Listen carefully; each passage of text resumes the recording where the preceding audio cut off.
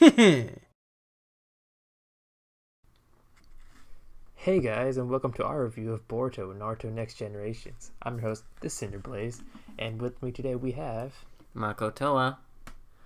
Alright, welcome back. Let's jump right into episode 43, which was a continuation of like that filler episode we had last week, but it felt like it had a lot more substance than we had in that episode. Yeah, it's kind of like what they did with Naruto Shippuden at points, where like they took canon and then they like kind of ended it one way, and then we went into filler like, oh, there's a you got to get from one point to another, so there's this stop in between, but towards the very end of that filler, that they've already like inserted the next bit of canon into like the last 25% of the episode. Yeah. It just feels like, we've got that filler thing, and then it was just a slight lead in to what seems to be the, like, more meaty part. Yeah, I mean, like, in this context, this could be, like, a small canon arc if it actually provides something useful to Boruto. I doubt it, but... Well, not just Boruto. Shikadai. Oh, yeah, Shikadai especially. Yeah. I feel like he'll benefit more from this arc. But one thing I really like about this episode is that it makes it feel like the thieves from this episode aren't just gonna be like people who be wasting Boruto's time, like those two shinobi that were threatening that one village with the bridge. Like, yeah. These guys might actually have some like character depth, and I might actually care about them. Especially with like Shikadai like having that bond with them, like playing shogi. Yeah, I like that. I like that. Yeah. I think we already technically got some development with Shikadai this episode because of that.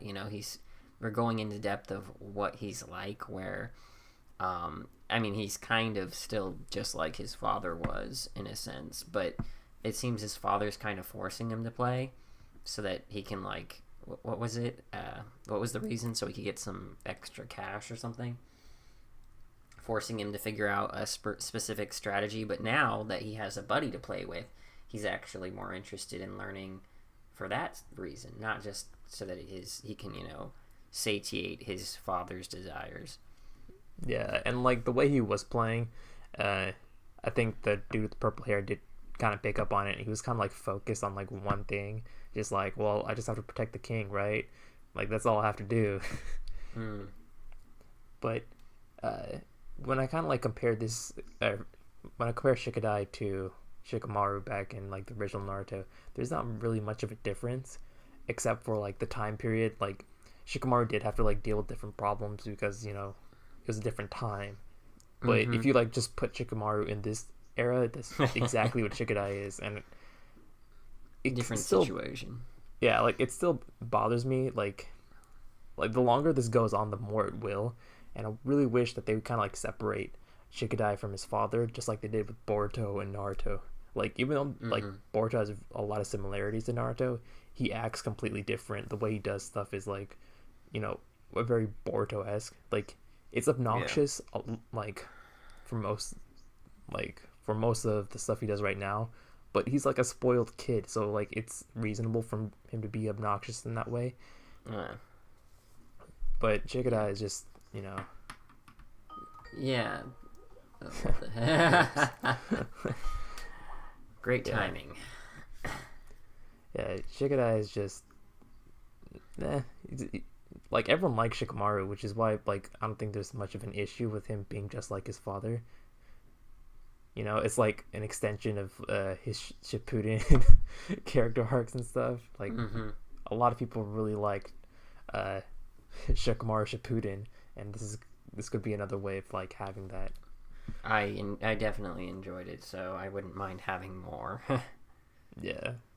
Or freaking Shikamaru Shippuden even when he was in the spotlight. Yeah, and aside from like the Shikadai stuff, and I mean, we did have like a little bit of development from like thieves, but one thing they did in this episode was they kind of introduced the Kekkei Genkai stuff. Oh, yeah. They gave us a refresher in a sense. That's good. Yeah, and it was as vague as I like remember, because I remember in the latter stages of the Naruto manga, there would be like Genkai would be the mixture of two like chakra types, Or and more. like there'll be Yeah. like a Keke Tota or whatever. There'll be a mixture of three, but Oh, like what? yeah, No like the dust way. style. There was like they called it something else when it was three or more. No, Yeah, I'm no, I pretty. don't remember that. Holy crud! Because I always thought it was a Keki Genkai. Because she was saying that ice style is water, wind, and what was the That's third it. one? Lightning? No, I thought it was three things. It's just water and wind. Huh. Yeah, I just remember like dust style being three, but Yeah, there it was is. particle style, and then Yeah, lava style. I think is one as well. Maybe. that's just fire and earth. I think that's the one that Mizukage used. Uh, It might have water in it too, but I don't think so. But that was it's very vague. So like they can like stretch it a little bit more in like the Boruto series if they want to introduce a new yeah. Genkai. It's not like they have strict rules that they have to follow. But it was nice to have like that refresher. Also, they kind of introduced the whole black market, Mm-hmm. uh, like location, and like how they're setting up like deals and stuff. Like that was pretty neat. I kind of wish they kind of like had a more sophisticated, more like interesting version of that, because I feel like in this like era after the wars, like having a black market like area would kind of have like a lot of the conflicts that Boruto might have to deal with, instead of fighting Yeah. other villages. Like just Yeah. have him like actually fight people like evil people within his village and kind of Mm-hmm. establish like the underground world. Like they Yeah. did with the Hidden Mist village, with all those people trying to like overturn like the current government. Yeah. Even though that it wasn't executed very well. Yeah, but that's because they have to show off how, I don't know. I think like a lot of our issues with that was just power scaling and how stupid it was. Like Yeah. it wasn't allowed to be like a fully fledged arc. Yeah. Yeah. Um. Hmm. There was something else I wanted to talk about. Shoot. I think it. Yeah, that's right. The conflict that Boruto and his team were like trying to solve when they kind of had that whole they caught up to the guy and um found the village that he was saying that they were going to use the money for and all that stuff. Like, what did you think about that conflict where he ended up not pursuing him anymore after like the ninja, the rogue ninja or whatever, I can't remember the name of the group, ended up showing him that they used the money to rebuild the like whatever you call it, the water well. Yeah, like the thing. water mill. Yeah.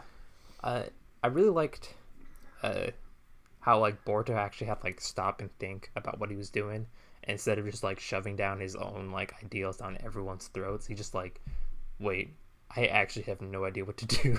Mm. He kind of like hesitated for a moment, but that one guy who was like still sitting in the tent that the masked thief like had to report to, I feel Mhm. like his character is like very ambiguous. He could be like a total tool and just be like evil for evil's sake, but he can also be like a pretty nice guy. Hmm. Not to like the level of like Zabuza where he's like both, but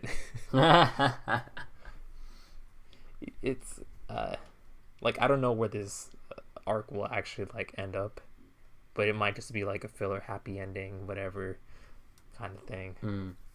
I kind of wish that doesn't happen. I kind of wish like there would be not like a tragedy, but just more depth to the consequences. I kind of want to feel like what Boruto does actually has meaningful weight to it. Mm-hmm. Yeah. Also, I wish Sarada and Mitsuki would be a bit more, not like involved, but I don't want them to be like accessories of Boruto all the time. Yeah. Like early on, Sarada was like fine because she was like doing her own stuff, but like ever since it was ever since she was part of the team, her and Mitsuki have just been, you know, kind of like hovering on Boruto. Tagging along, yeah. Even in like the last episode, they didn't even do anything because Boruto was just like, I want to do it. Yeah. It's whatever. Like it works with Mitsuki's character, but it doesn't work for Sarada's, and that's really like, like I don't want her to be another, you know, Sakura. Yeah. Right. Well. Oh yeah. Last thing, we kind of set up the relationship between Boruto and that one science dude. Yes. The science. He will be relevant in the future. Yeah. Was it the Ninja Tool side? Yeah, that guy. Would always sneak Boruto like the newest like game chips or, you know, DLCs. Trying to get into like that the leader of the village. Yeah. I found it kind of funny how he just like harasses Naruto all the time. Yeah, that was great. That was great. Yeah, like I would actually be a little interested in seeing like how he interacts with like Naruto as well, because, you know, like despite this being, you know, Boruto, I do want to see how like Naruto actually does, you know, not like relate but interact with people in this world, so we can like kind of contrast with Boruto and just kind of like give depth to both characters in a sense, because like a lot of like the character development we have for Naruto is just carried over from his series, and I kind of want to know a bit more about what separates adult Naruto from like kid Naruto, and just kind of see how that affects, you know, Boruto. Okay, yeah. Yeah. But aside from that, I don't think we have much else this episode. So do you have any other final thoughts that you want to No, I'm put good. forth? No. All right. Well, that's it for us. So make sure to like, comment, and subscribe down below. And check out our description for all of our social media links. Also check out the Discord chat. It's popping. All right. See you guys next time. Later.